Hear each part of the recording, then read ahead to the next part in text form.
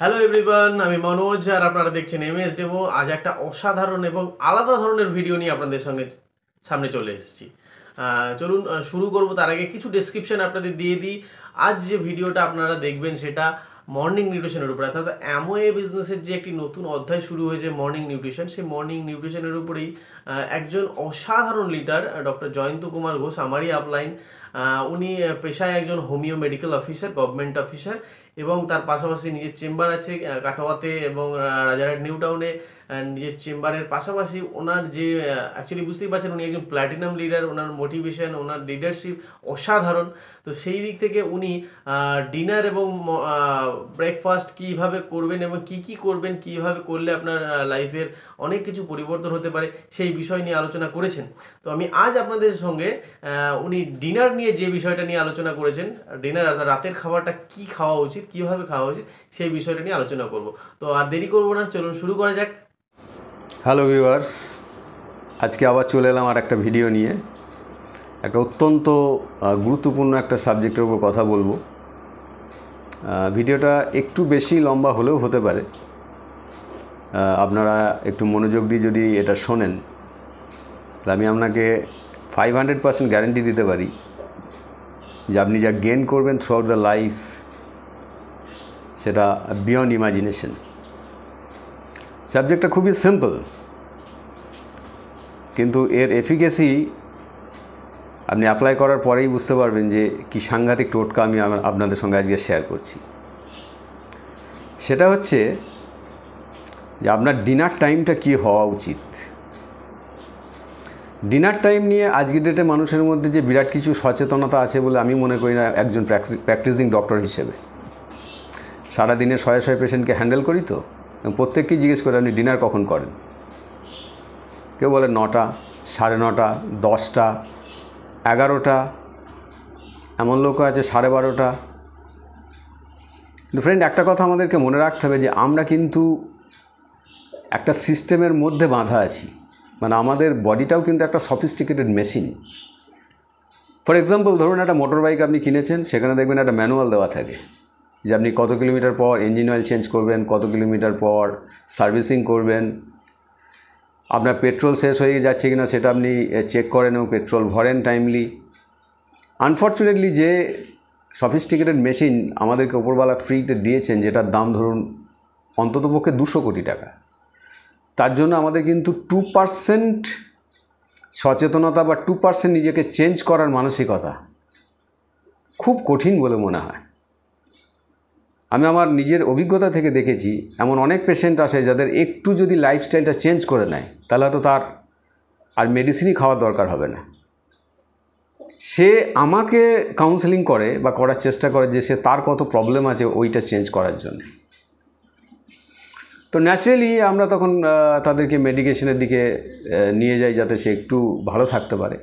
কিন্তু ভালো থাকা আর মেডিসিন ফ্রি লাইফ দুটো কিন্তু এক নয়। আজকের ডেটে আমাদের যদি মেডিসিন ফ্রি লাইফের দিকে যেতে হয় তাহলে আমাদের লাইফে কিছু কিছু চেঞ্জ একদম বাধ্যতামূলক।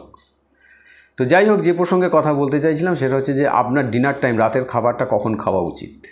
দেখুন, আমাদের শরীরে কিন্তু একটা ক্লক আছে, একটা ঘড়ি আছে, যাকে বলা হয় বডি ক্লক। এবং বডি ক্লককে ফলো করেই আমাদের কিন্তু সমস্ত হরমোন গ্ল্যান্ডগুলো কাজ করে। এবার বডি ক্লক যদি আমি চেঞ্জ করে দিই তাহলে আমার শরীরের মধ্যে কিন্তু একটা সাইক্লোন তৈরি হয়ে যাবে এবং সেই সাইক্লোন অনুযায়ী আমার শরীরে কিন্তু ড্যামেজ হতে শুরু করবে।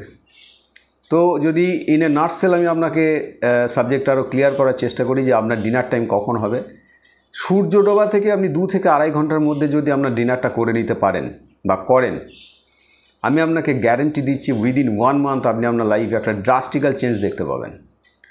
আপনার হেলথ, বিউটি, আপনার ওয়েলবিং, আপনার এক্সপ্রেশন, ফিলিং, সব কিছুর মধ্যে আপনি কিন্তু একটা দারুণ চেঞ্জ দেখতে পাবেন। এবং বেসিক্যালি যারা অ্যাসিডিটির পেশেন্ট বা কনস্টিপেশনের পেশেন্ট, তারা যদি সূর্য ডোবার পর থেকে 2 থেকে আড়াই ঘন্টার মধ্যে ডিনার কমপ্লিট করে, তাদের কিন্তু উইদাউট মেডিসিন আস্তে আস্তে তারা বুঝতে পারবে যে তাদের ওই প্রবলেমগুলো সলভ হয়ে যাচ্ছে। কারণ আমাদের শরীরে যে অগ্নাশয় আছে, যেটাকে আমরা প্যানক্রিয়াস বলি, প্যানক্রিয়াস যেখানে বিটা সেল থেকে আমাদের ইনসুলিন তৈরি হয়। আমি ডাক্তারি বেশি কচকচানির মধ্যে যাচ্ছি না, সহজভাবে বোঝানোর জন্য যদি বোঝানোর চেষ্টা করি তাহলে বিষয়টা এরকম হয় যে প্যাঙ্ক্রিয়াস থেকে ইনসুলিন ফর্মেশন হচ্ছে, যেটা আমার গ্লুকোজটাকে অ্যাবজর্ব করে ব্লাডের গ্লুকোজ লেভেলটাকে ঠিক রাখছে, সেই প্যাঙ্ক্রিয়াস কিন্তু 8টার পর শাটডাউন করে দেয়, সে আর কোনো কাজ করবে না।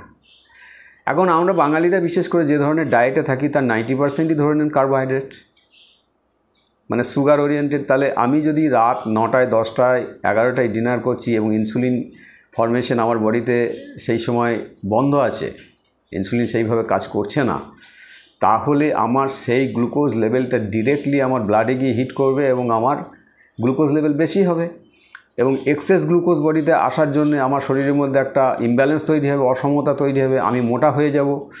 ওবেসিটির একটা বড় কারণ লেট নাইট ডিনার। সুতরাং আমি যদি ওবেসিটি থেকেও বেরোতে চাই তাহলেও আমার যদি ডিনার টাইমটা চেঞ্জ করি সেখান থেকে আমার সলভ হতে পারে।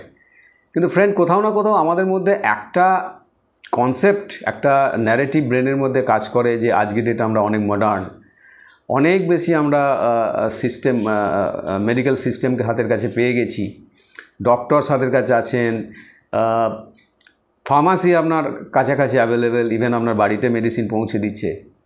কিন্তু একটা কথা বুকে হাত দিয়ে বলুন তো, আপনি কি ভালো আছেন?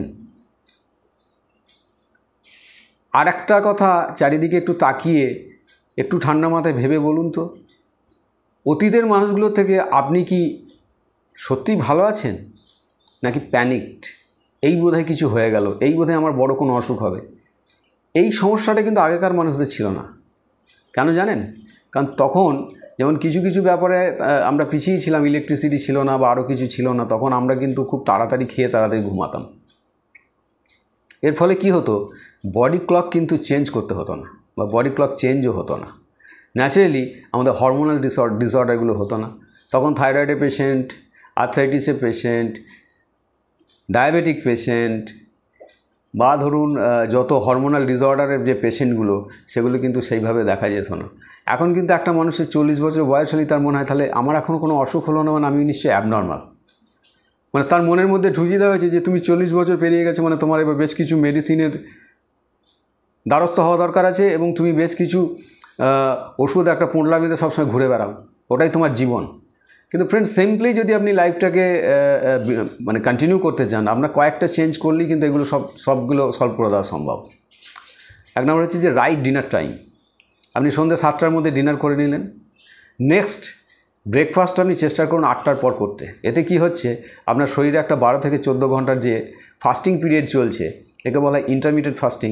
এই সময়ে আমাদের শরীরের যে সেকেন্ড রোল আছে, আমরা জানি আমাদের শরীরে একটাই রোল, সেটা হচ্ছে খাওয়া এবং ওটাকে পচিয়ে শরীরের কাজে লাগানো।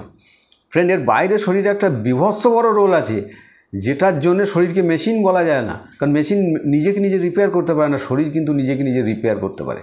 দ্যাট মিনস আপনি যদি শরীরকে 12-14 ঘন্টা ফ্রি অফ এনি ডিস্টারবেন্স রেখে দেন, অর্থাৎ তাকে যদি কোনো এক্সট্রা লোড না দেন, সে কিন্তু ওই টাইমটাতে আপনার শরীরে যেখানে যেখানে যে ড্যামেজটা হয়েছে সেই ড্যামেজটা রিকভারি করে দিতে পারবে এবং আপনার শরীরে সবসময় একটা এক্সট্রা এনার্জি থাকবে। আদারওয়াইজ আপনি লেট নাইট ডিনার করলেন, ওই খাবারটাকে মেটাবলাইজ করতে গিয়ে, ওইটাকে ডাইজেস্ট করতে গিয়ে শরীরের যে এনার্জি স্টোর হয়ে আছে সেইটাওর পিছনে খরচা হয়ে যায়, যার জন্য দেখবেন সকালবেলা ওঠার সময় আপনার শরীরে কিন্তু এনার্জি আপনি লো ফিল করেন। কিন্তু আপনি সকাল সকাল যদি ডিনার করেন, আপনার কিন্তু খাবারটা শোয়ার আগেই প্রায় 80% ডাইজেস্ট হয়ে যাচ্ছে। ন্যাচারালি আপনি খুব এনার্জেটিক ওয়েতে উঠতে পারবেন, আপনার বাওয়েল ক্লিয়ার হবে, অর্থাৎ আপনার পটি ক্লিন হয়ে যাবে, আপনি শরীরে কোনো রকম টক্সিক এফেক্ট পাবেন না এবং আপনার শরীরে একটা সবসময় ফুরফুরে একটা ফিলিংস আপনি ক্যারি করতে পারবেন। সো আমার রিকোয়েস্ট ফ্রেন্ড, যে আজকের দিনে মেডিসিন ফ্রি লাইফের জন্যে আমরা সবাই চেষ্টা করব এবং শরীর যে সত্যিকারের একটা অ্যাসেট, সত্যিকারের একটা আপনার জেনুইন ফ্রেন্ড, সেটাকে ভেবে তার জন্য একটু চিন্তা ভাবনা করে আমরা ডিনার টাইমটাকে চেঞ্জ করে নেব এবং প্রত্যেকে একটা সুস্থ জীবনের দিকে যাব, মেডিসিন ফ্রি লাইফের দিকে যাব। Thank you so much. আবার দেখা হবে পরের কোনো ভিডিওতে। আমার চ্যানেলটা যদি আপনাদের ভালো লাগে একটু সাবস্ক্রাইব, শেয়ার এগুলো করবেন এবং এই ভিডিওটা শেয়ার করলে অনেক মানুষ উপকারে লাগতে পারে, তাদেরকেও এটা শেয়ার করে দিতে পারেন। Thank you so much. Meet you again in the next video.